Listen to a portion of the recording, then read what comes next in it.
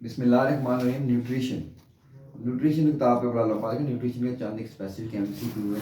पहला है कि डेली प्रोटीन रिक्वायरमेंट 1 ग्राम पर केजी पर बॉडी वेट है, ये एमसीक्यू आता है।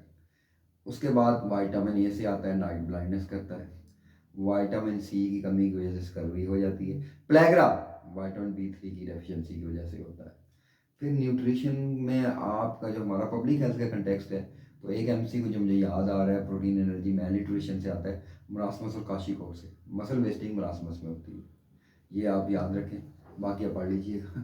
अब उसके बाद बैलेंस डाइट से भी एमसीक्यू आ सकता है। माइक्रो और मैक्रो न्यूट्रिएंट्स उसमें होने चाहिए। तो मैक्रो में कार्बोहाइड्रेट्स हैं, प्रोटीन्स हैं और फैट्स हैं। अब इसमें ये चीज़ याद रखें, प्रोटीन हमारे बिल्डिंग ब्लॉक्स हैं और कार्बोहाइड्रेट की रिक्वायरमेंट वेरी करती है according to our daily routine. ये भी याद रखें, इस तरह का एमसीक्यू भी आता है। देन जहाँ तक मुझे याद आ रहा है कि बाचुलाइजम टॉक्सिन जो है, वो टॉक्सिन जो है वो सीएनएस में जाता है, प्रोसेस करता है, रेस्पिरेटरी रेस्ट करता है। हाँ, किस फूड से होता है? कैंट फूड से होता है। देन एक एमसीक्यू है कि बच्चे बारबेक्यू खाते हैं, उनको टीनिया सेजिनेटा हो सकता है, और स्टूल में वन अगर आ रहे हैं तो टीनिया सेजिनेटा, ये बड़ा कॉमन एमसीक्यू है इसका। और उसके बाद न्यूट्रिशन से जो है आपका, हाँ, BMI normal 20 to 24 normal BMI है, ये भी आपने याद रखना है। और ग्रेड 1 ओबेसिटी जो है वो 30 से 35 तक है, ग्रेड 2 35 से 40 तक होती है, 25 से 29 तक प्री ओबीज होता है बंदा। ये एमसीक्यू भी आ सकता है, ये भी कॉमन चीज़ है क्योंकि हमारे यहाँ आजकल ओबेसिटी कॉमन आ रही है। फिर उसके बाद इस चैप्टर में से आप देखें अगर, तो दोबारा अगर प्रोटीन एनर्जी मैल न्यूट्रिशन पे आए, तो प्रोटीन एनर्जी मैल न्यूट्रिशन बच्चों में होती है, प्रोटीन्स की डेफिशिएंसी की वजह से होती है। अब मरासमस टोटल कैलोरी डेफिशिएंसी है, कौशिकोर प्रोटीन है।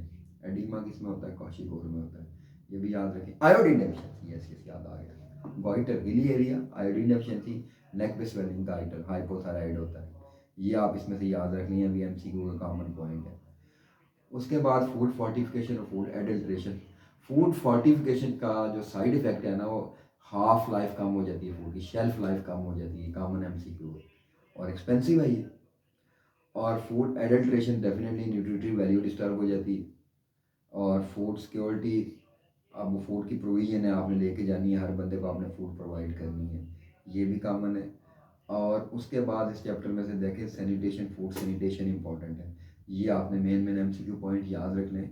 अभी मैं आपको बता दूं कि ये सेंड अप के लिए हैं वीडियोस, इसके बाद प्रॉपर मैं चैप्टर वाइज दोबारा इसको रिकॉर्ड करा लूँगा। Thank you.